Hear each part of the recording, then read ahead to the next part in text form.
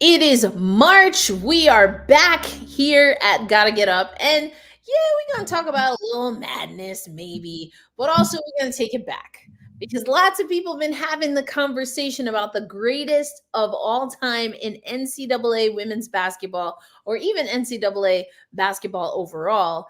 And it's just wild to me how there seems to be one name that is being overlooked when, I mean, I don't know. We're going to talk about it. Let's get into that on today's episode of Gotta Get Up, a podcast for New York Liberty fans.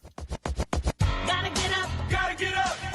Gotta get up. Hey, women's basketball fans. Welcome to Gotta Get Up, a podcast for New York Liberty fans brought to you by Black Rosie Media and hosted by Erica L.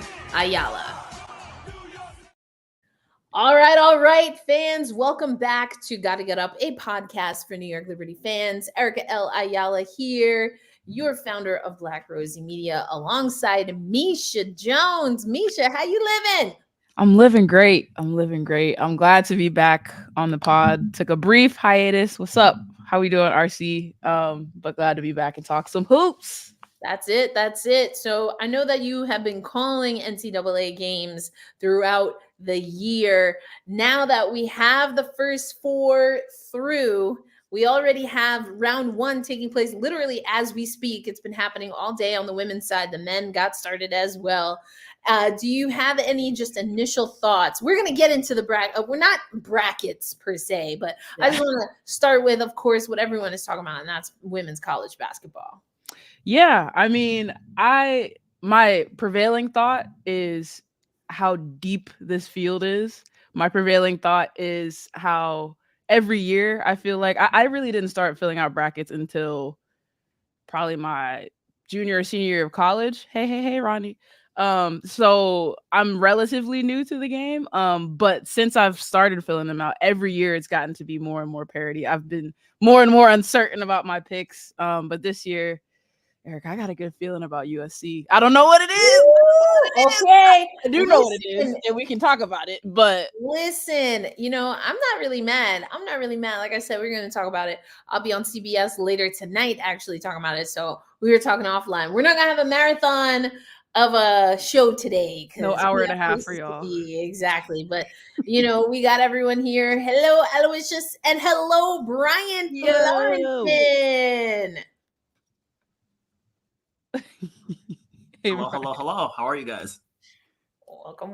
We're doing well. We were just saying, just immediate thoughts now that the NCAA tournament is officially upon us, Brian.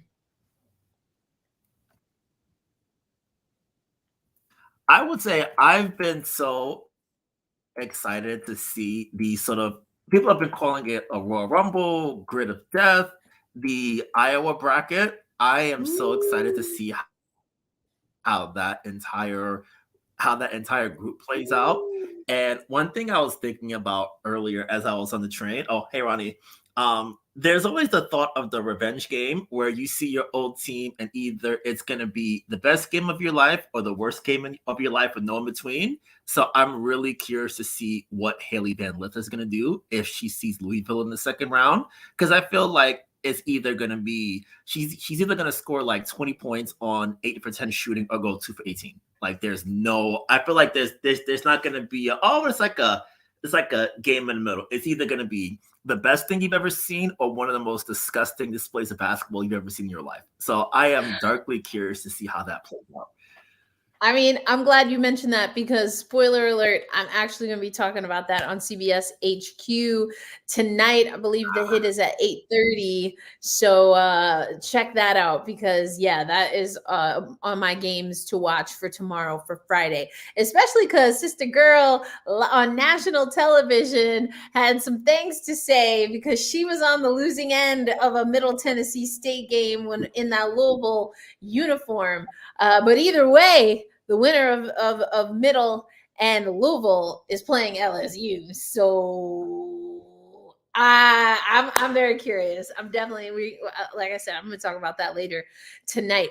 But we have some things that we want to talk about. And we know it's been a minute, but there have been some things that have happened in women's basketball and certainly with the New York Liberty. So First, let's talk about the WNBA draft. Now, this is the first time in several years that the WNBA draft is going to have fans. They haven't done this, I believe, since Mohegan Sun, and it's going to be in Brooklyn. It's not going to be at Barclays. It's going to be at BAM, which is right down the street. Especially if you're a New Yorker, that's a light walk. That's easy. That's easy work.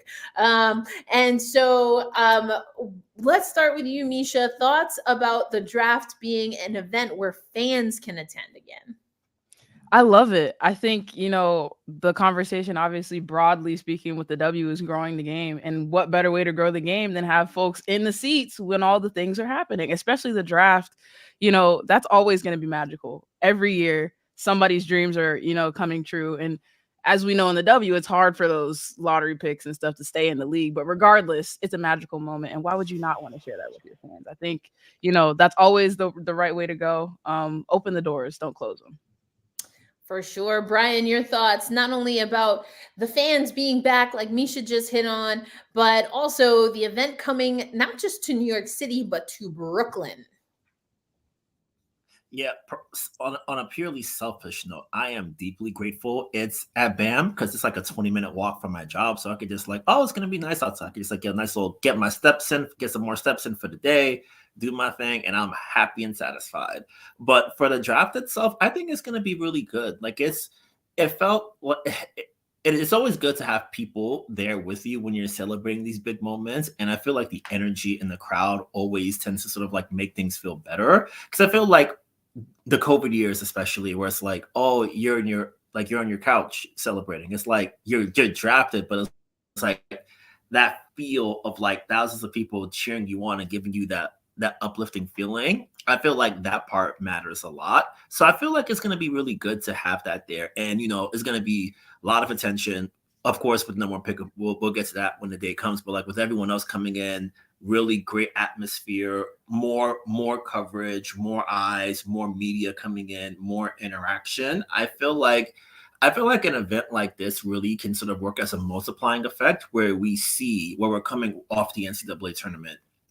We get to see these players take the next step. You get to really sort of have that all-encompassing feel, like draft day itself, with the players going across New York City, taking in, the stock exchange, the Statue of Liberty, all these things, and then capping it off at BAM. It feels like a perfect sort of it feels like everything you sort of rolling together in a perfect snowball of sorts. Yeah, I think there's a lot of upside. And then, of course, we know at least that Caitlin Clark has declared, sis got that out of the way. She said, don't bother me no more. And I respect that. Also, Cameron Brink made her announcement. And just moments before we started this live stream, we had Aaliyah Edwards declare for the draft. Now, speaking of Edwards, for those who do not know, she plays at UConn and is also Canadian. And Canada is getting another WNBA game. This time they're going to the west side, the left coast, and they're headed to Edmonton. But once again, Brian, we are getting the WNBA in Canada, although the WNBA, or I should say Canada, is not yet getting a WNBA team. Before we get your thoughts, Brian, we got to say hello. Hey, Daniel, what's good, fam? We got this one in there, I think, already from Ronnie. Damien talking about Elizabeth Kitley. I don't know. We have seen, hello, Niara Sabally, case in point. And arguably, you can make an argument that Kitley would go around maybe even sooner than Niara Sabally. So I don't know about that, but we'll see, I guess. Only time will tell. But as promised, let's get your thoughts quickly, Brian, on how Canada's getting another exhibition game, but not quite yet getting an expansion team. I think stuff like this is another great step moving forward. We've already got the one we've got the one expansion team coming in, and fingers crossed we get the second one. And it feels like there's more momentum towards Toronto and Canada in recent weeks. I think I saw a report that there's an ownership group in Toronto who's prepared to make another offer. So that's going to be really exciting. And having, having a sold out event in another part of the country, more fans coming in, connecting fans from the US to Canada, and really building that pipeline even more, I think is going to be really beneficial. So I feel like it's a perfect storm and a good opportunity for the league to really, I think this year is so essential because they have to really hit on every benchmark that's possible. TV's coming up, CBA's coming up. You have like another generational prospect coming in with all the hype from college and another big tournament run. Like I feel like this is a year, and the Olympics, can't forget that. Like this is a year where the league office has to really sort of like hit every single benchmark, because if they don't, it's going to leave them in a position where they're going to be playing catch up for a really long time. Ooh, I love that you said that. You got a lot in there, Brian. We're going to hit on a few of the things, including something actually I forgot to put in the rundown. But I'm pretty confident, if not on the show, that we've talked about this, because I was like, listen, it's an Olympic year. They're going to Phoenix. We're likely going to see Team USA versus WNBA All-Stars. And remember, we got that a few times, and there was, whether it was NECA, we've seen Candace a time or two playing on the WNBA side and not USAB. So I wonder if we'll see any bad blood there, but I think it's going to be kind of cool. And I think it just makes sense to all of the points that Brian just mentioned.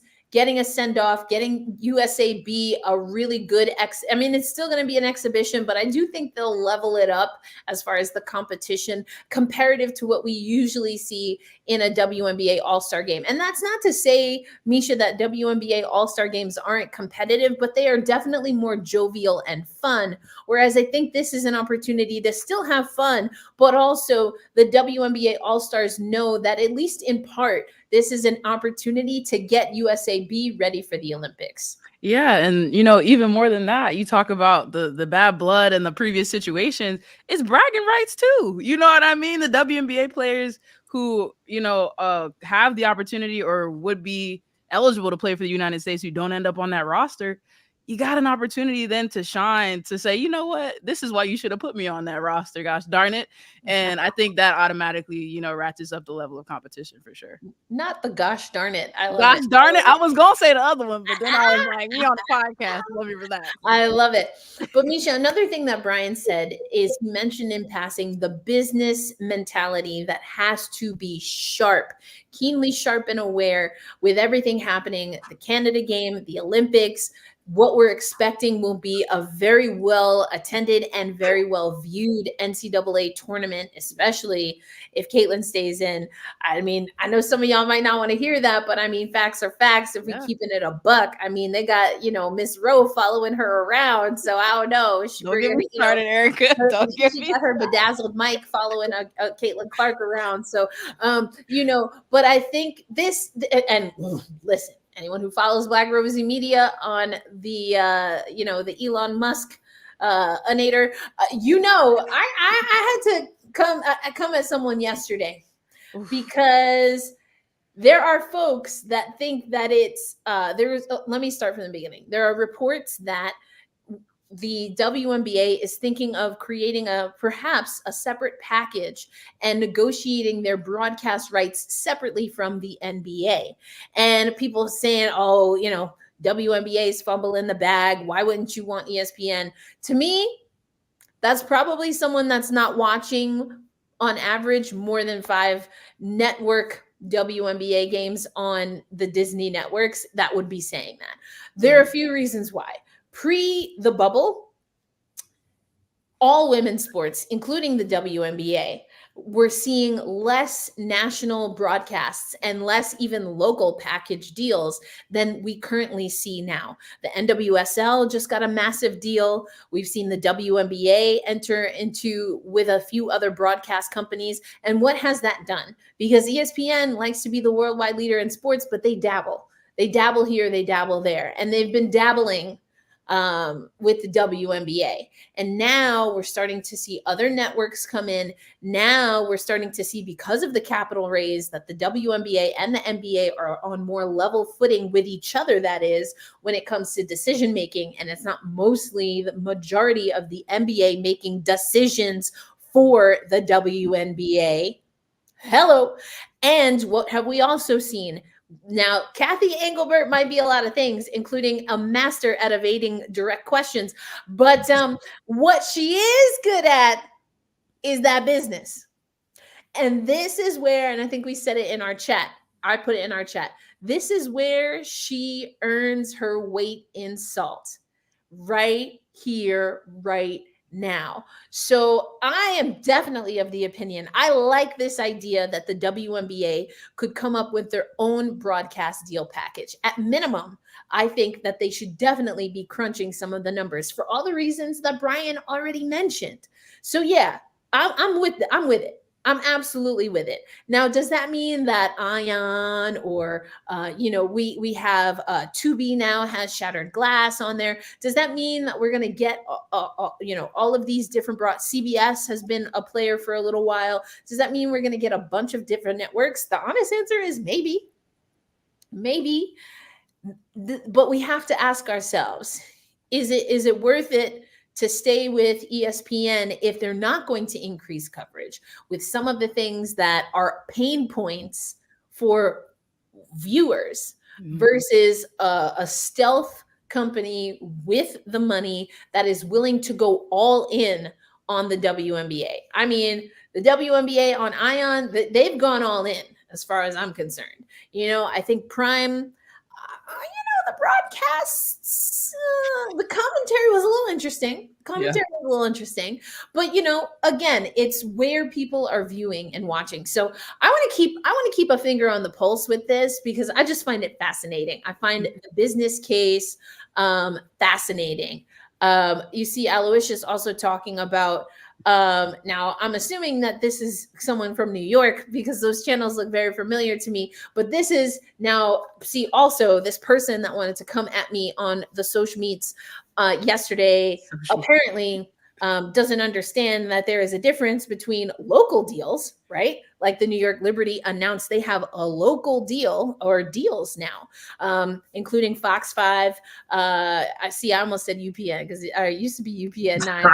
That's what it used to be. I don't know what they call themselves these days, but it's Mama Call Clay, Abba Call Clay, so there are local deals, which yes, teams negotiate. And then the ESPN deal is not a team deal. Right.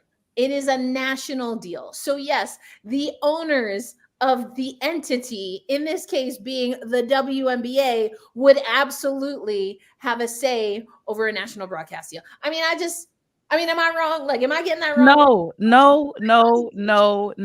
I don't see. The way I see it is viewership, obviously important. Obviously something we want to continue to grow. We have established that there are dedicated WNBA watchers, WNBA followers already who are going to follow the league, whether it's on Ion, YouTube TV, it doesn't matter. There's that sect of watchers and audience members who are going to follow the W regardless.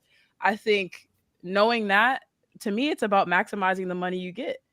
It's about maximizing the money you get, whether that's through the regular old channels that everybody's used to, or if we finally take the training wheels off this thing and, see where it can go. That's the issue to me, is it feels like, because this is a women's sport, because major professional leagues have been dominated by men in men's sports for this long, we can't be scared to take chances on this thing. When you believe in something, you cannot be scared to take chances on it.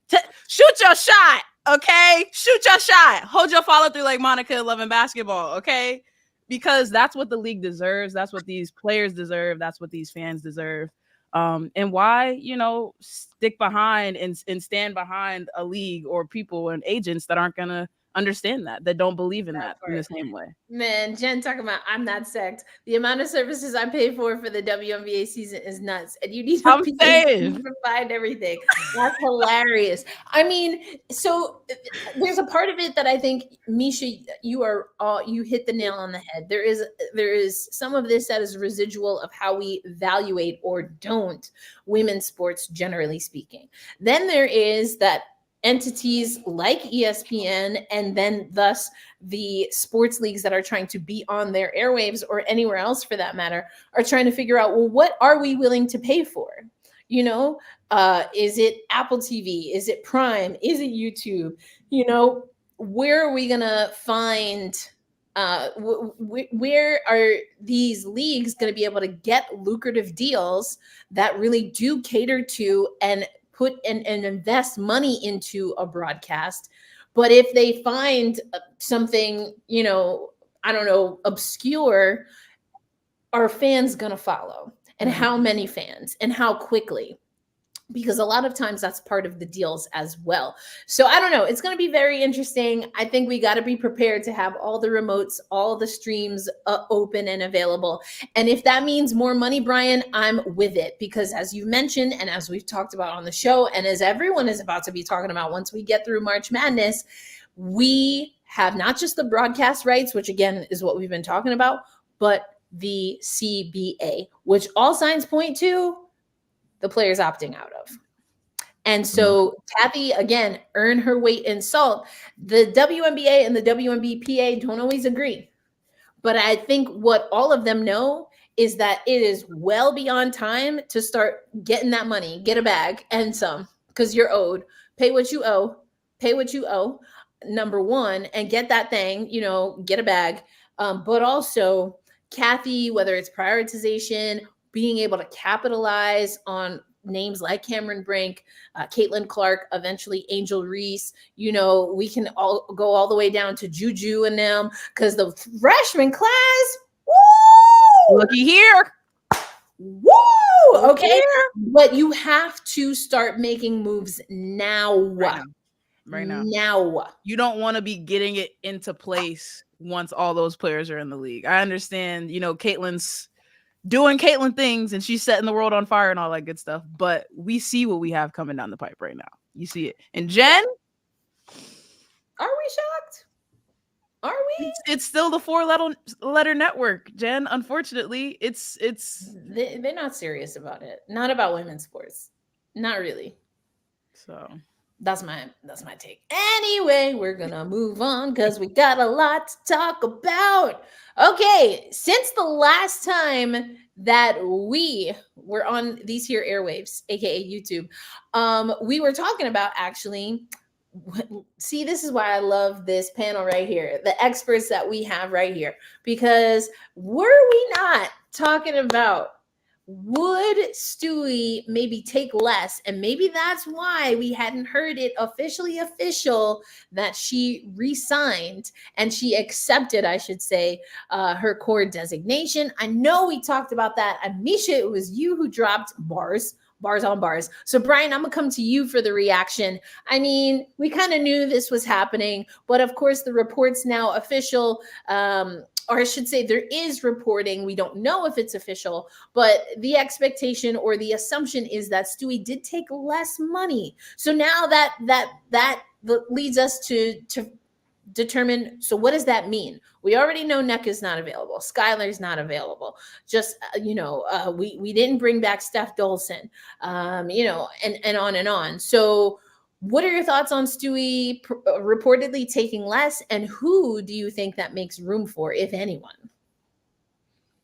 One thing that I think we all kind of sort of assumed that she would take less because the money was really tight. But what surprised me was that she took an unprotected deal, which adds a little bit more flexibility, especially around the trade deadline if the team is still looking. That way, if you can bring in another player on a protected contract, that gives you a little bit more space to work with, a little bit more roster flexibility. But generally speaking, I thought it was excellent. I think for players like her in her position, you never want to tell someone take less, but in her position, you can afford to take a little bit of a haircut because you're getting things in every other area. Like we know that especially as one of the VPs, she's going to get everything back when that time comes. So I think on that side, it's okay to work with for now. And I think it just gives the team more flexibility because their money is really tight and they have a lot of really talented players. And then next year, when the expansion draft comes up, that we're going to have to see how the roster adjusts again. So having her locked in, giving the team a little bit more room to make that big push this year and beyond is really valuable. And I think especially it takes some pressure off the front office because it gives them a little bit more comfort, a little bit more air to sort of figure out, okay, we were able to bring in Kennedy Burke on a protected deal. Very good. We got that. Firebridge, I think, might be on a protected deal. So you have that flexibility. And we were talking about prioritization a second ago. Apparently, what counts as years of service has been adjusted without it looks like the reporting says that everything has been pushed back for some people. So assuming the Olympics is done, we might see Marine Johannes back in New York. We didn't think that was possible in November, but now in March, April, that might be happening. So there's a lot of different avenues that this sort of opens up for the team that I don't think we sort of like foresaw back in late October. So it's going to be really exciting to see what the team is thinking of and what avenues they can sort of like adjust and move on to next. So you're saying, per our last conversation, that because of the prioritization allegedly, supposedly being changed, that a player like, I don't know, Emma Miesemann could possibly, I mean, I'm just saying, we talked about it last episode, and I was like, yeah, that one right there. Yep. Yeah, like all these, like, it just, because I saw some report, I'm like, wait, this opens up a lot more avenues. Because I remember we were in the room and I think our friend Christina asked John the club, was like, hey, what did they tell you about privatization? He's like, I'm gonna try to find out. We trying to figure out too. Like we're gonna have a meeting with the league to see what's up.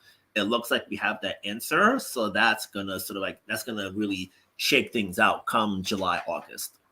This is an interesting comment from Damian Misha. Happy for Breanna Stewart returning, but a 1-year unprotected contract. I thought she should have signed a 2-year deal, but I digress. Now, should we read into that this is only a 1-year deal? JJ, I don't know if the Liberty made it official, but it was reported, and I spoke to JJ, and she seemed to confirm that she's on a 2-year deal. So what do you think? What do you make of the terms? And does that change any timelines in reality for the New York Liberty? Misha, you first. Oh, my bad, Brian. I was like, am I hearing feedback? Okay. I don't think, personally, I'm not reading too far into it right now. I think, in the spirit of her doing things that make it easier for the team to maneuver and make some moves, that's kind of how I'm thinking of the unprotected deal as well. But there's always possibility. I'm not in the room. I don't know.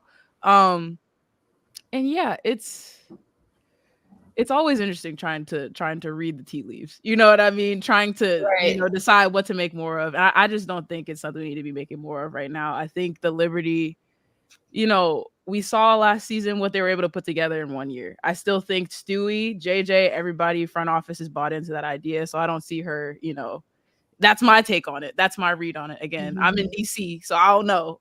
But yeah, I'm not thinking too much of it. And Brian, I know you were going to chime in here, but I just want to put out, because I always got to have the jokes. I mean, remember Candace Parker said, I'm coming home, and then she said, and I'm gone. You're right. But I think the Sky had a little bit more going on. Now that things have come out, I think they had a little bit more going on. Oh gosh, this is interesting. You know what? Actually, this makes a lot of sense. Brian, go ahead. Yeah, I was thinking that, because a lot of players are doing like the short contracts. Like, so when 2025 hits, theoretically, that's when the money should be kicking in. Fingers crossed. And if the salary cap explodes, you don't want to be the player who's taking a team. Sylvia Fowles. What? Yep.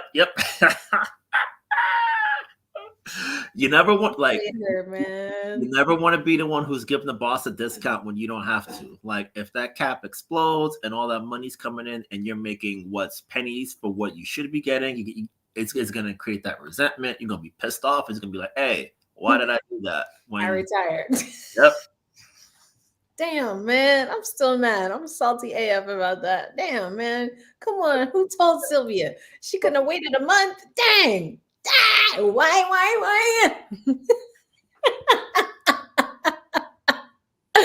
Oh gosh, but you also mentioned prioritization, and when we look at if we look at just the transactions, right, for the New York Liberty, we mentioned Rebecca Gardner. Actually, let's go to this, because let's go to this for a minute. I'm almost positive, Brian, that you were someone who mentioned Rebecca Gardner in passing in one of our episodes, an episode or 3 ago. So let's just start there, because I think some people didn't like necessarily the terms, but what is your take on Gardner coming to the Liberty?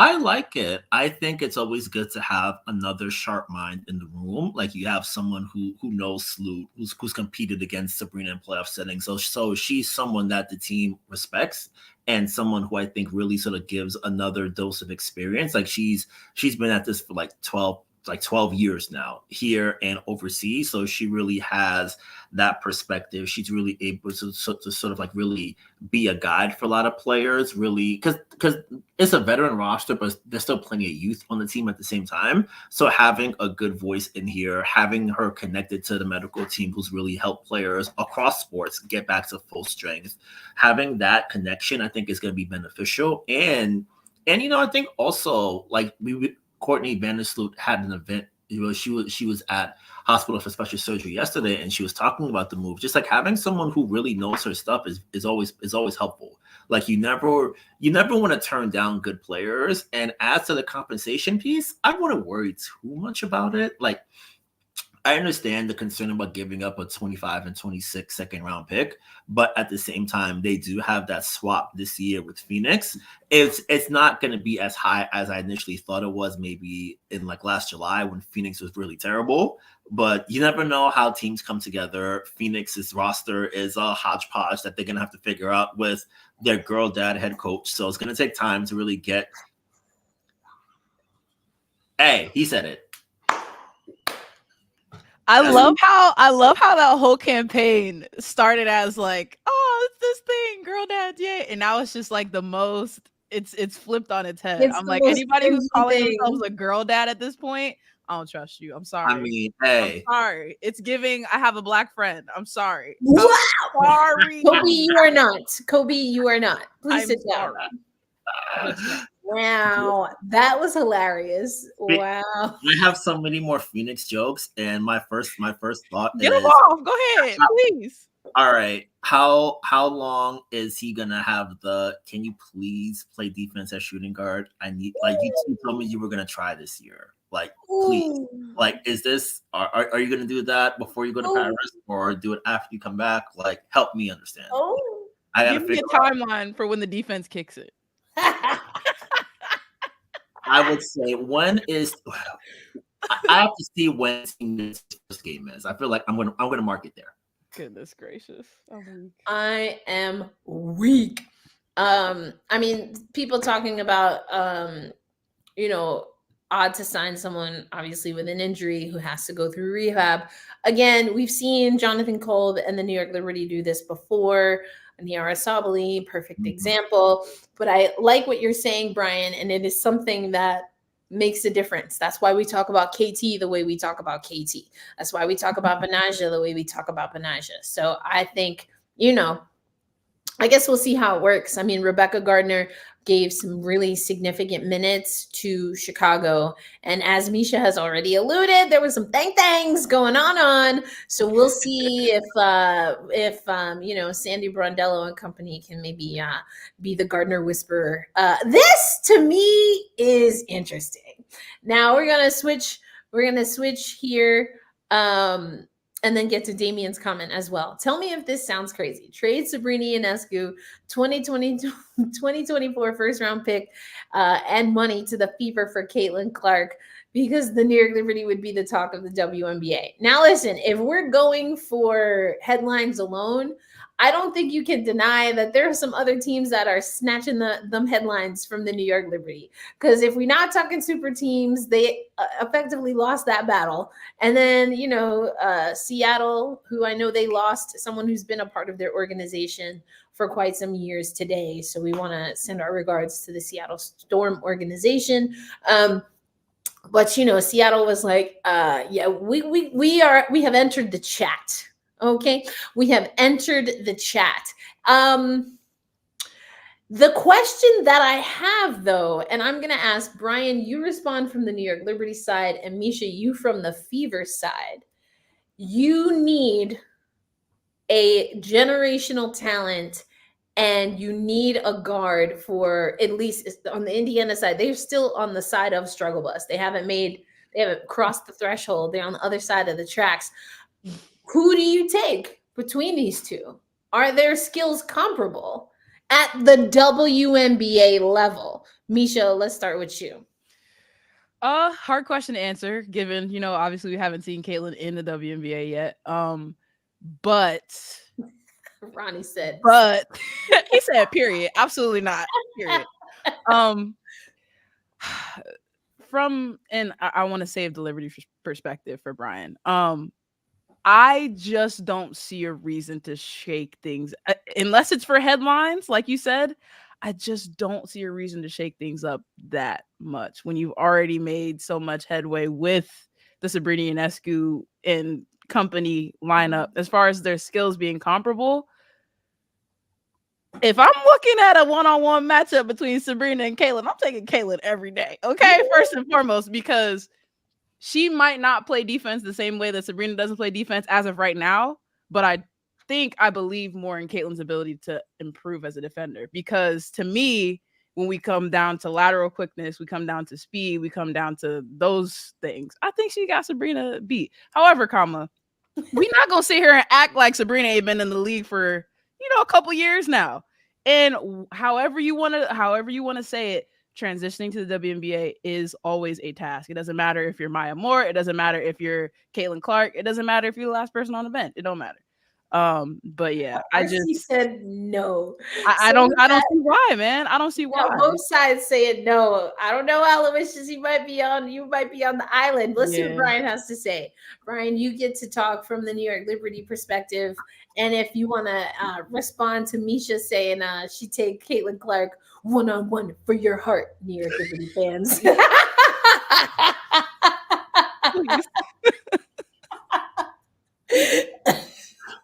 I would say, as long as someone with a torn ACL is not dunking on someone to win a game after you haven't dunked in like 3 years, if we don't do that, then we're all right.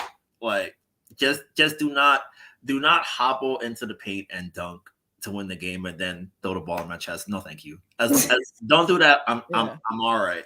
But for the Liberty side, I would say, I think for them, they've got all the big stuff that they need. So it's just a matter of just tinkering at the margins. Like, you really don't need to like throw everything into sort of like up in the air in that regard. Indiana I feel like, well, just to briefly take the Indiana perspective. Do you remember the Keeping It Real sketch? The first one with the woman. She was like, I guess someone called the wrong number, and then she's like, I don't like people playing on my phone. And then she hung up and went after. I feel like if Jonathan Kolb offered that, Lynn Dunn would look and be like, I don't like people playing on my phone, and then hang up. I mean, yeah, it makes sense to me. I feel like the bottom line for both situations is you got to trust your process. Yep. For Indiana, the process clearly, based on their Twitter and based on so many other things, they want Caitlin. So why would you not, follow through on that? And the Liberty, man, they did not get rid of Victoria Vivian's. Okay, broke my heart, by the way. They've heard just hang out in the house. Like, that's boy. Yeah, but I would say like Indiana in Iowa starts with the I, ends with the A. Indiana starts with the I, ends with the A. I feel like it's like a 2-hour flight. Just like hop from Des Moines, Iowa, Indianapolis, Indiana, Gainbridge Fieldhouse. Very beautiful scene. Not that far. Hey, we got some yellow in our jerseys, got a little bit of red. Everything is just like college. Just come on in. Like college. Don't even have to change your shoes. Just keep Ronnie it safe. That's one hat. You could keep that. You could keep that. And you said, Ronnie agreeing with what you said, Brian, that the Liberty have what they need. So let's talk about what you talked about. I think the phrase you used is something akin to, just kind of tinker at the margins. I've been wondering, though, are we too far at the margins and maybe not close to a direct hit when it comes to some of these signs? You've already talked about prioritization might be changing things because there's a lot of an international flair, which again, knowing how prioritization has been impacting even just the New York Liberty squad, I was a little bit concerned. But is this enough? Because we need depth on the bench. We need a more athletic backcourt. These are things that Sandy told us. These are things that Jonathan told us in exit interviews. Do we get that with, some of these names that we're seeing pop up on the transactions roster for the New York Liberty, Brian?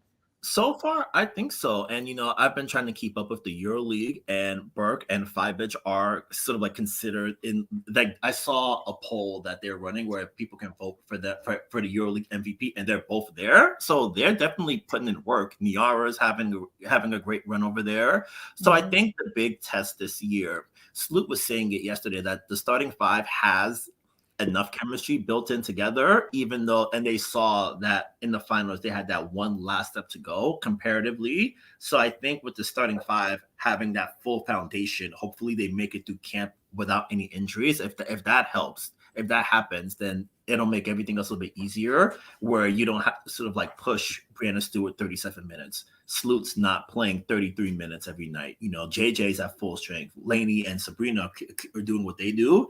And I think especially the big question, Erica, you talked about this a ton.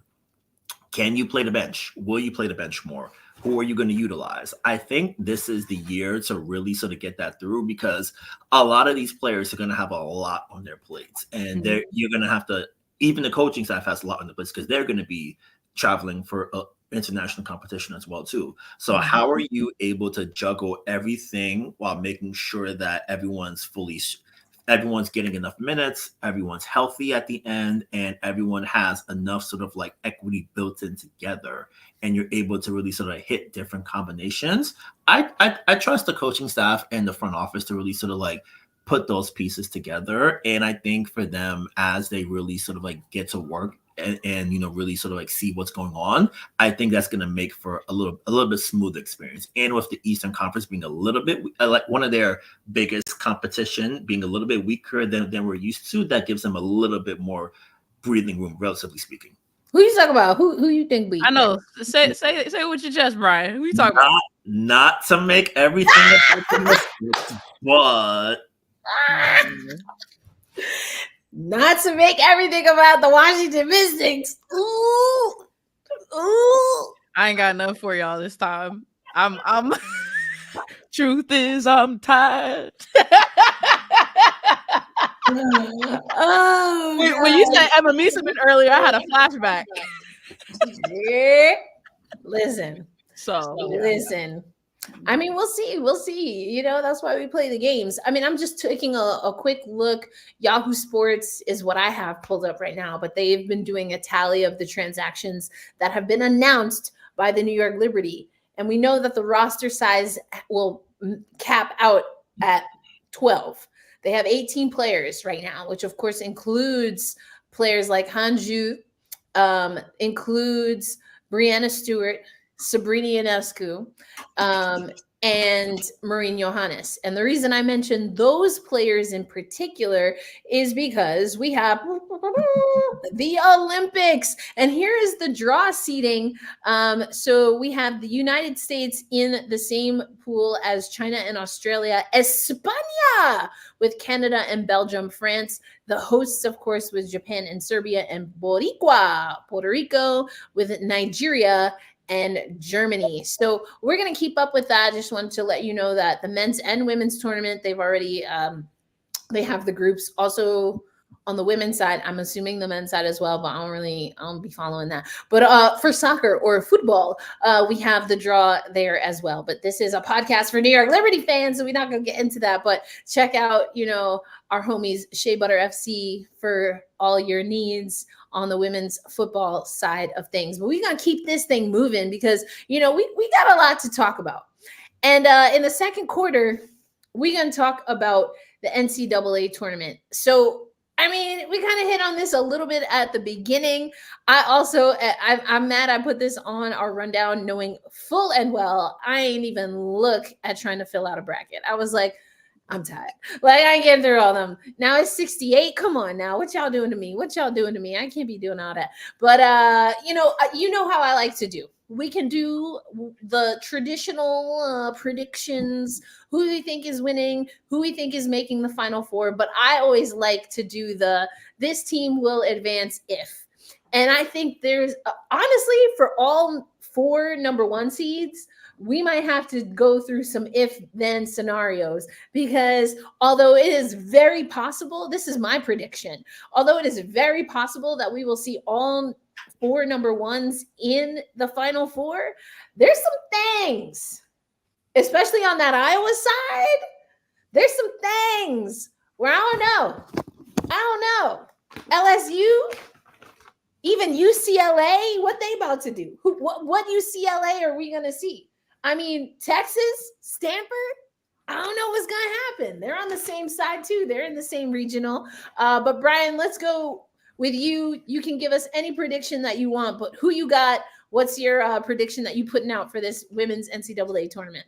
I'm a sucker for narratives, so I'm like, hey, who is the number 1 draw? Who's drawing the most attention? And I'm thinking Iowa. I think brackets like that, those it's really hard, but I feel like with a group like that that's really sort of been together in a lot of ways, like and new players who are trying to sort of like get acclimated, I think a bracket like that and being able to go through that is going to really it's like getting that real time experience as it happens. Like the sort of tougher the tougher the matchup, the more strength you gain from it. So I see them making at least a Final Four, and I'm gonna be lazy and say they're gonna win the championship. Uh-oh. Misha got some thoughts. Whoa. Hey. I don't know, Brian. I mean, so here's the thing. I think their chances are better than they've ever been, obviously, this year. I'm rooting for them. I will say that I'm rooting for Caitlin Clark to go out like the shining star that she is, whatever that means. I don't know. However, you know I love a however, I think when it comes to the tournament, it's also important to pinpoint the teams outside of the main sphere that have the momentum, that are peaking at the right time, that have all the pieces, and that have just enough star power to get it done. For me, top of that list of outside of the main circle, USC, dude. I mean, I have a feeling from the 3 nerds, they've been calling them the nerds. I'm like, okay, if that's okay with them, then I guess we're gonna call them the nerds.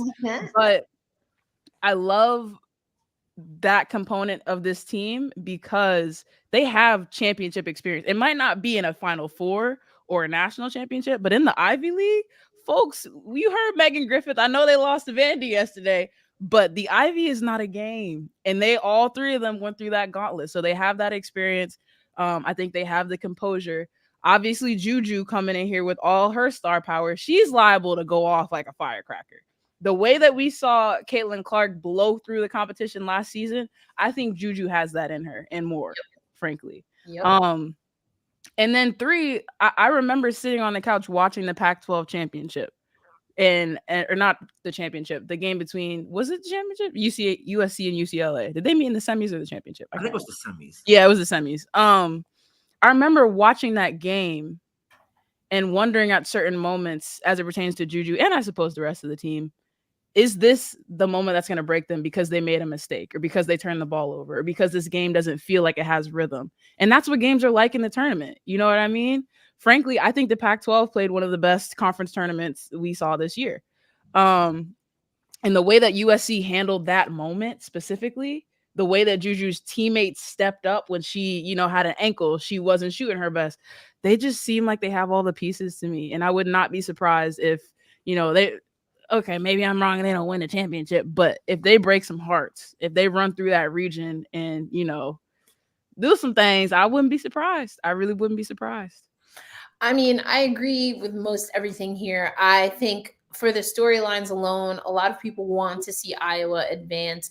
I think we have to remember within the context of them as a program, what they did was extraordinary. Virginia Tech also to get to that Final Four, extraordinary. And unfortunately, Kitley, was announced that will not be available. I kind of assumed that was going to be the case. I mean, the way Kenny was after that game, I thought Brother Man was going to be out for like a week with that pain he was feeling after that, But anyway, I think Iowa, can do it. I don't doubt it, especially it's not just what Caitlin can do, but I remember when Andrea Carter was critical of Iowa and said this is not a Final Four team right now. And after that, I mean, I don't know.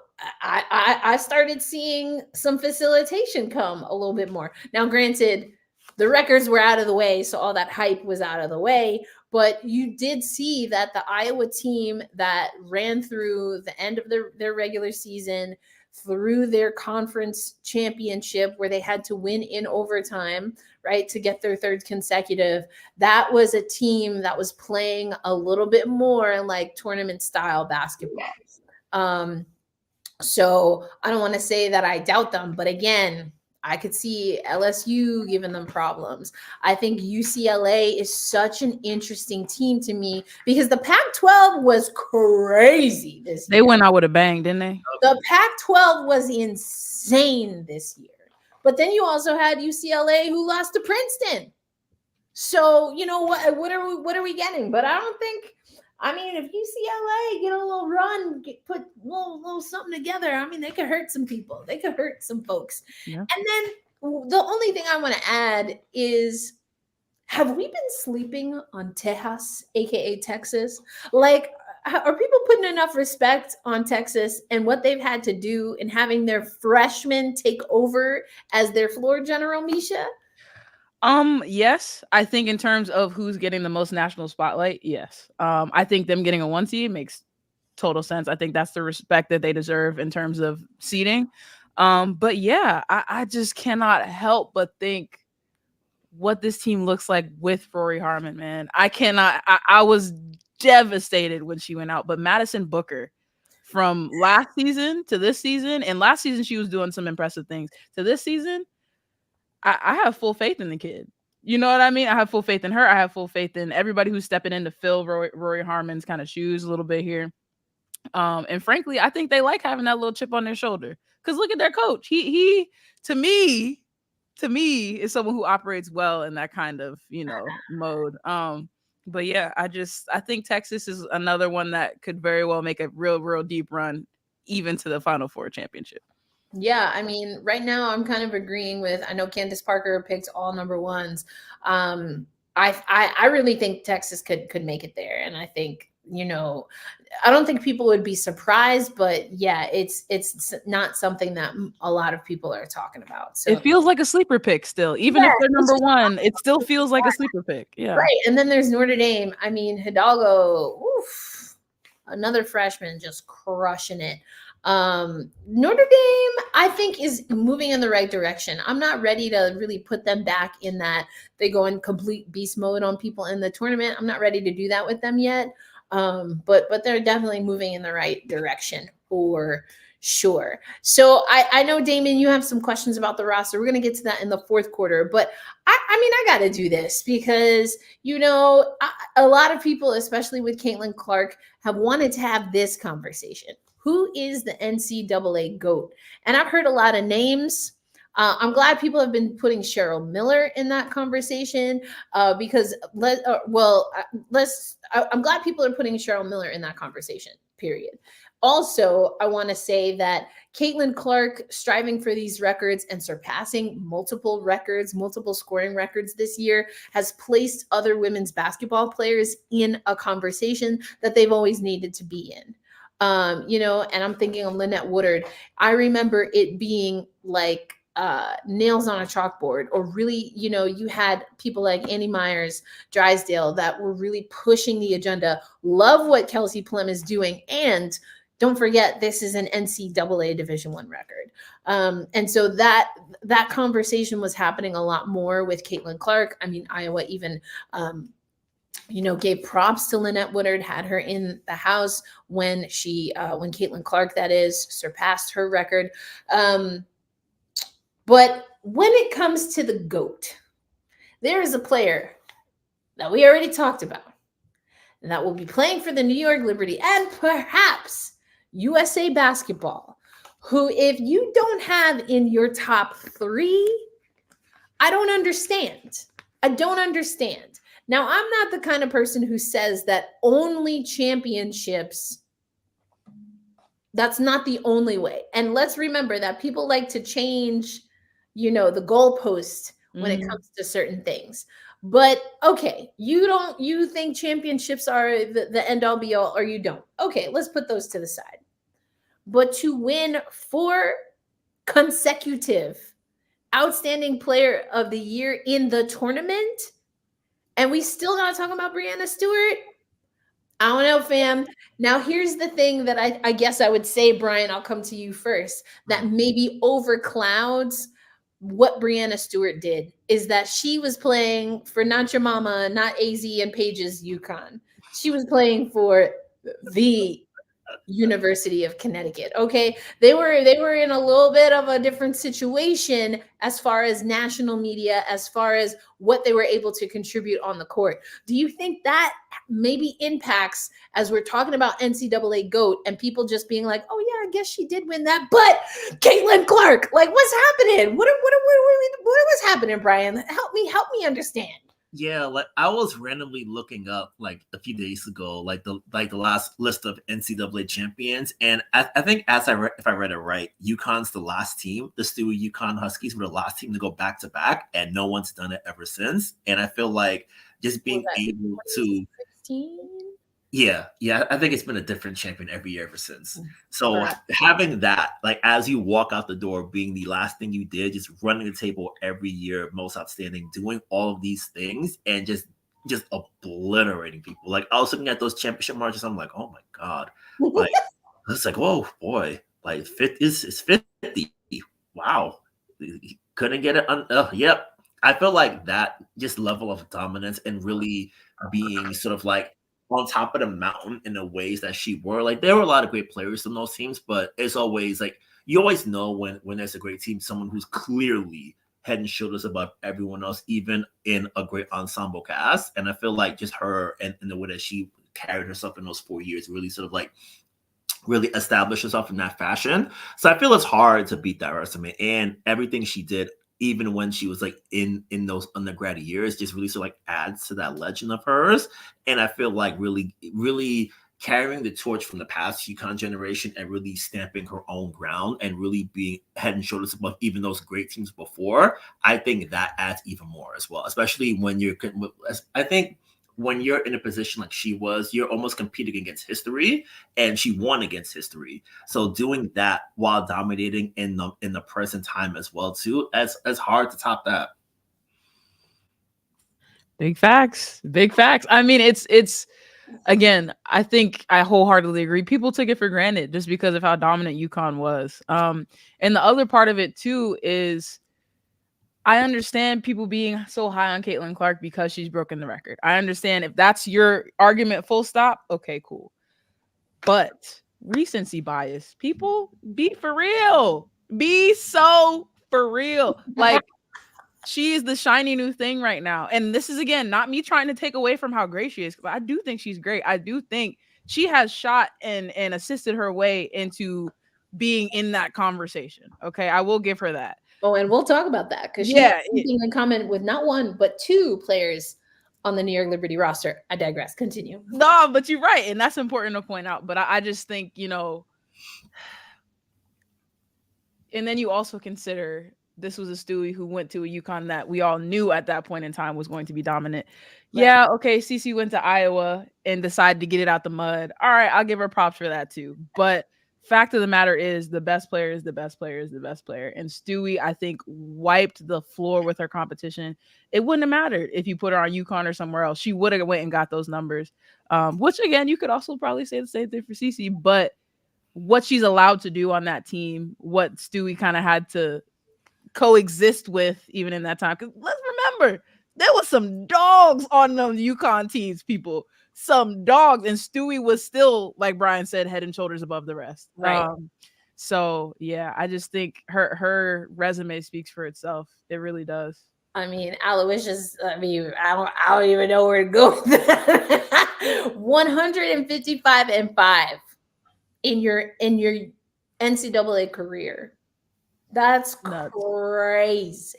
And people can't, again, because it's UConn, people are going to be like, well, because that's what they were doing back then. They would not have done it like that if she was not on that team. Please. Right, because I mean, how many chips does Kia Nurse have from her UConn days? Exactly. Say it. Say it. So. I mean, I'm just saying it. and then one other teeny tiny thing that I was gonna forget to mention: social media and accessibility. We had social media and people were relatively accessible back in her day, but however many years ago when Breanna Stewart was in the league or in the college ranks, things have changed immensely even from then. True. And so I think that also adds into the recency bias with CC, right. Adds into the lore and the mystique and the, oh my God, she's the greatest thing I've ever seen. Just because people say it a bunch of times don't make it true. Ooh. That's that on that. Ooh. And it's just wild to me because people are skipping the Stewie years. They're not even really dabbling into the Sue Bird, Swin Cash years. And when they go to UConn, they go right to Diana Taurasi. DT, she bad. I feel like we have established that on this here podcast. I ain't never gonna say she don't deserve to be in the conversation. And probably on that short list for most of them. But baby, not even DT. Not even DT. Not even DT. So then it becomes not just recency bias, not just the advent of social media, but it becomes what the collective we decide is elite level, right? For example, going back to my little troll that I was dealing with, they tried to say that I was unserious because of a follower count. And I'm like, is that what makes me unserious? I'm not sure. Or is it you using GIFs? I'm very confused. So, how we classify things that are unserious or how we classify a GOAT, is it how they make you feel when they play or is it their results? And sometimes the answer is different. Bars. Mm-hmm. Bars.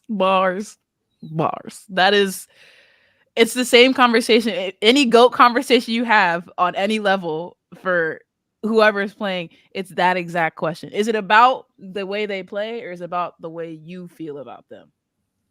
Because even my man Shaq talking about, I hate to admit it, but women's basketball is where it's at.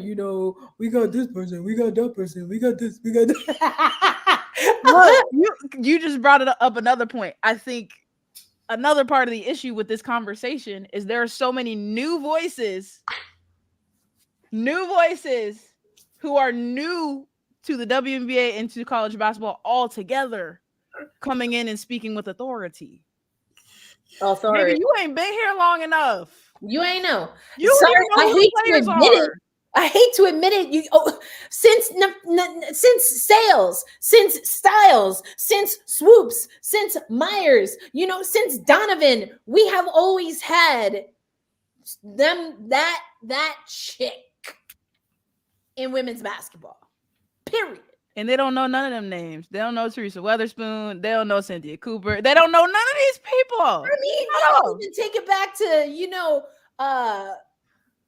ponytail wearing, pigtail wearing, fucking, excuse me, Kim Mulkey. La Tech. They don't know about La Tech. They don't know about the Lady Texters. They don't know. Come on. Educate them. Them Daisy Duke shorts they had on. Them thick. I low-key think we should go back. Sidebar, I think we should go back to the t-shirt jerseys though. Them was fire. I can't hold you. I would buy a bunch of those if we had more t-shirt jerseys like they had. Those were tough. T-shirt jerseys with the collar. The loose ones though, not them body tight joints the NBA tried a couple years back. I was gonna say you want the unitards that Australia was wearing. The whole thing is a sports bra. The whole thing. Oh man, that thing is like. Oh gosh. Wow. Anyway, pull up some photos of Sandy. She'd be like, "Girl, goodbye." Woo! Yeah, I don't know, man. I just find it so interesting. Either way, people are coming. They just skip right over Stewie, who has all of the qualifications of GOAT. Like 4 in a row. You cannot have more than that. I mean, I guess now these COVID children can have it, but as Brian already mentioned, we haven't had a back-to-back champion, and I don't think we're gonna have one this year. Ooh, well, I agree. I don't think. I was about to be like, that's a hot take, and then I was like, is it? It's not a hot take. That's just an educated take. For it. You have them in there. You have them in there. You had Iowa beating them because that's the side of the bracket they're on. Who had Iowa beating or LSU beating Iowa, or Iowa beating LSU? Iowa beating LSU. Oh yes, okay. I thought you said the other way around. I said, who said that? I can see it the other way too. I mean, I can, but I don't think it's gonna happen.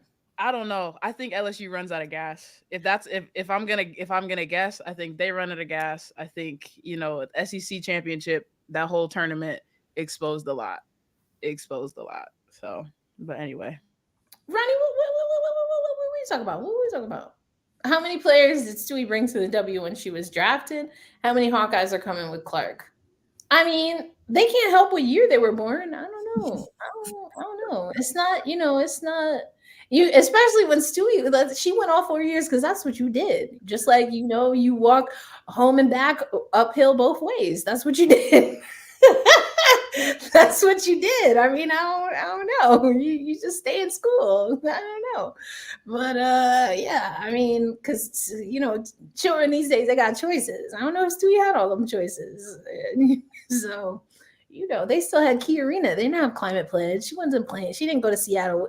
Listen. That was my first WNBA All-Star, and child, the lighting alone. Thank you. Thank you to the owners of Climate Pledge Arena, because that lighting was rough. I don't know. But anyway, we're going to move on. It's officially our fourth quarter. That means we're getting to some of these questions. And Brian, Damien's in here. Damien really wanted us to get back on track. We appreciate you, Damien. We are back. But I want to talk about Damien's question earlier. And it's talking about some NCAA players that we might see. Sheldon Charisma Osborne on the New York Liberty roster and signing of the French. So we talked about Anna in passing. But here's the thing. What is it? The 12 pick? 11? Okay. Yeah. Ooh, 11 pick with the draft that we're expecting it to be, which will be top heavy through maybe 7? 6, 7, somewhere around there. Let's say graciously 7, 8, right? At an 11 pick, we have to think about how difficult it has always been, but specifically how difficult it's been to make WNBA rosters as of late. Mm-hmm.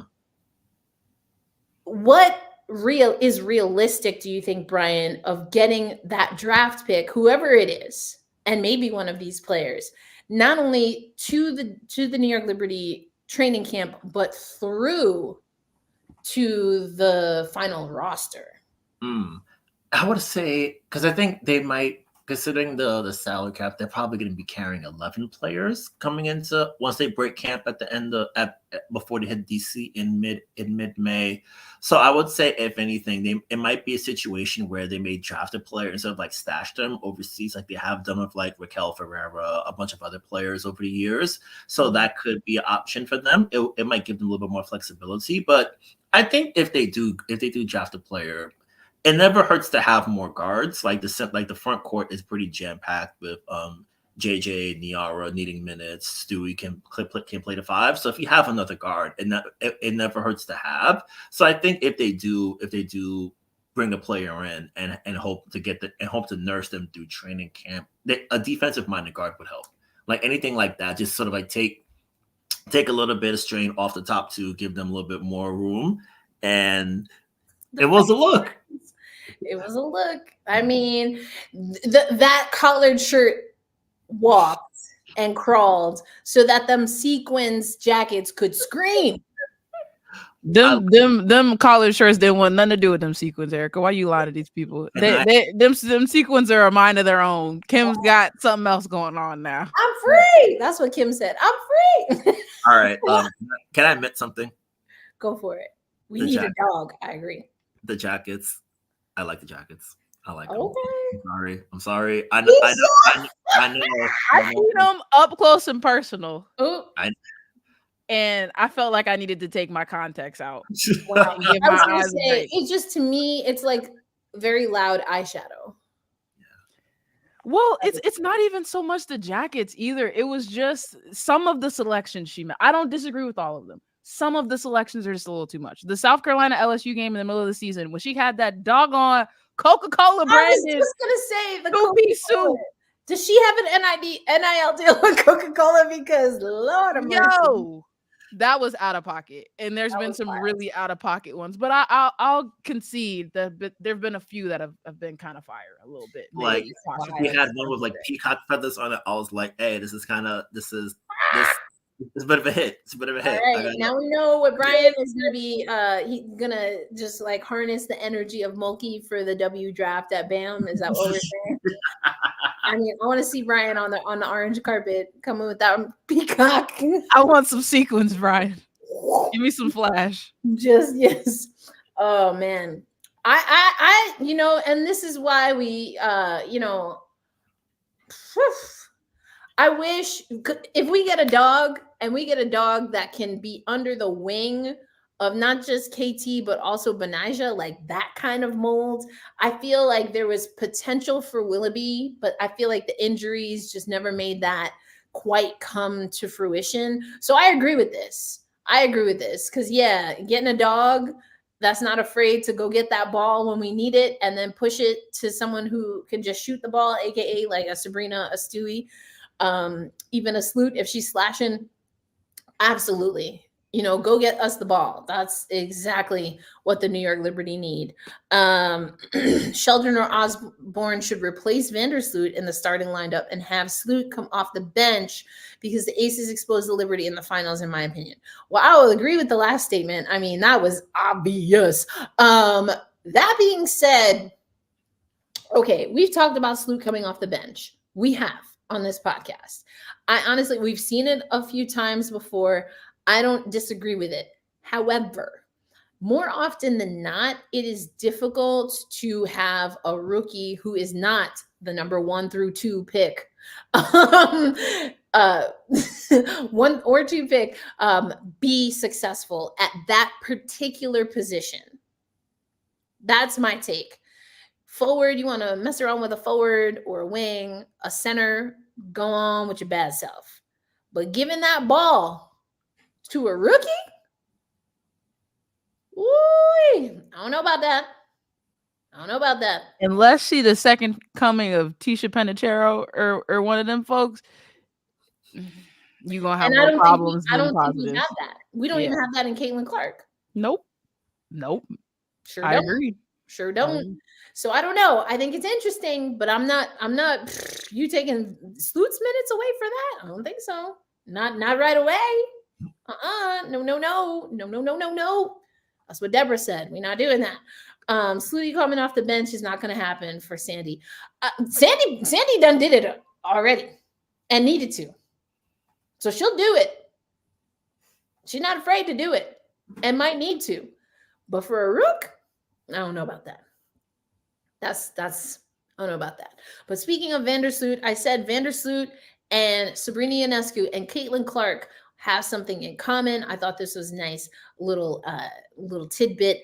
They are the only 3 members of the 2,000 point, 1,000 assist club at the NCAA level. Mm-hmm. I think that's pretty cool. Very, very elite company right there. So, I mean, Caitlin Clark can facilitate. So can Sabrina.